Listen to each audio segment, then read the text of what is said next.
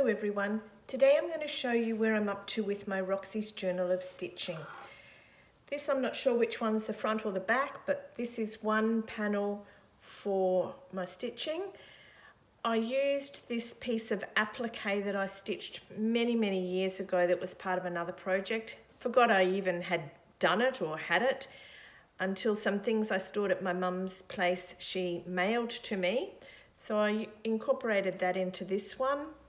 Some crochet by me with some drizzle stitch in the middle, and then these around the edge I wanted a bit more texture, so I used these boho threads from projects I was doing with wool work. Felt that worked quite well. Just some random other stitches, some lazy daisies in there, some pieces from my op shop travels, this one here, another one from an op shop. When I started to just cant the stitch on it, I thought it looked like a vein, so I stitched vein lines instead on that bit. Some crosses up the top there, and just stitched all over. I really enjoy doing that, just stitching. Now that I've got over not drawing lines on and having to have it all straight, it's working quite well for me. My second side is going to be this hexagon piece with lace underneath and some old doilies. One doily's even got like a big hole in the middle here, but because I'm going to cover that with my hexie flowers, it's okay. Every time I pick this up and lay it back down, it hops back down in a different position, but that's okay. I'll work it out. I thought I'd share with you how I stitch my hexagons for appliquing onto a project. I prefer to thread base them if I'm going to do that, so then my edges are already turned under for me. The way I do it is that my paper in the middle of my fabric, a couple of little, these baby clover clips, one on the top and one to the side. My thread, and I'll put a knot in the bottom of my thread.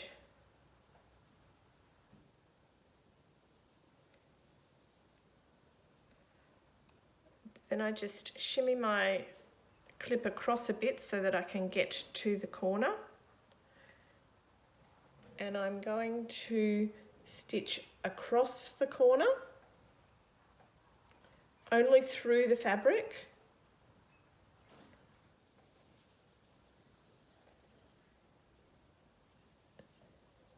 To the next corner.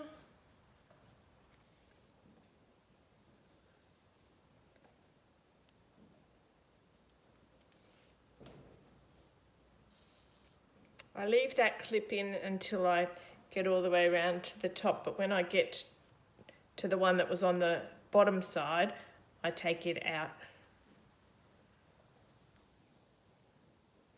I like to leave that clip up the top there because it keeps the fabric taut onto the paper for me until I'm finished.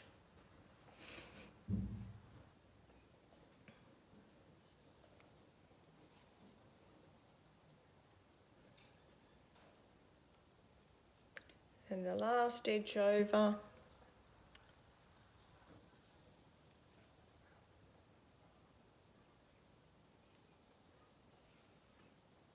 And back to the beginning again.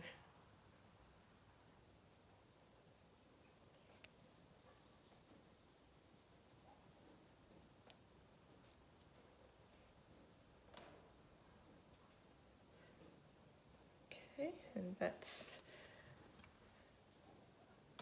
my hexagon tacked to its paper. I did forget though when I was doing this, I took all my papers out because I thought I'm just appliquing it on, but I forgot that I was that I needed to join up the hexagons first. I found still that it worked okay to do it like this, as long as I made sure I didn't take a big bite of my fabric. Again, I start with a knot in my thread, just coming up through one of the edges to my corner.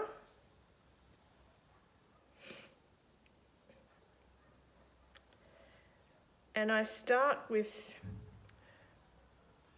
a figure 8 knot. So around one side of my needle with that piece of the thread, and then the thread that's coming out of the eye of the needle back around the other way, and you'll see a figure 8 forming there. Then I just did the normal stitch where you're just over sewing across the top. Normally you're going across the top of your papers and you can feel where you're going. So I'm just having to be really careful just to take a tiny little bit of the fabric.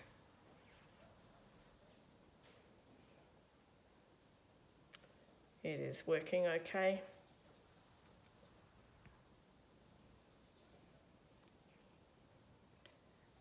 And I'll just come down to the next junction point. I do my figure 8 knot again at that point.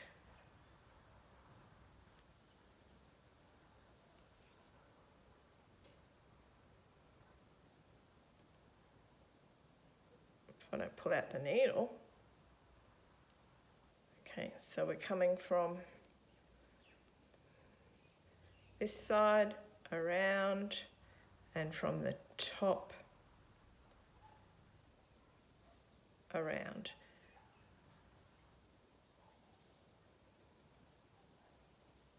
And there we go, that's my stitching close up, and I think that's okay. It's good for me. Then I'll just put those on there. And this is going to be a zipper pouch. So one side will be my front and one side will be my back. Thank you for watching.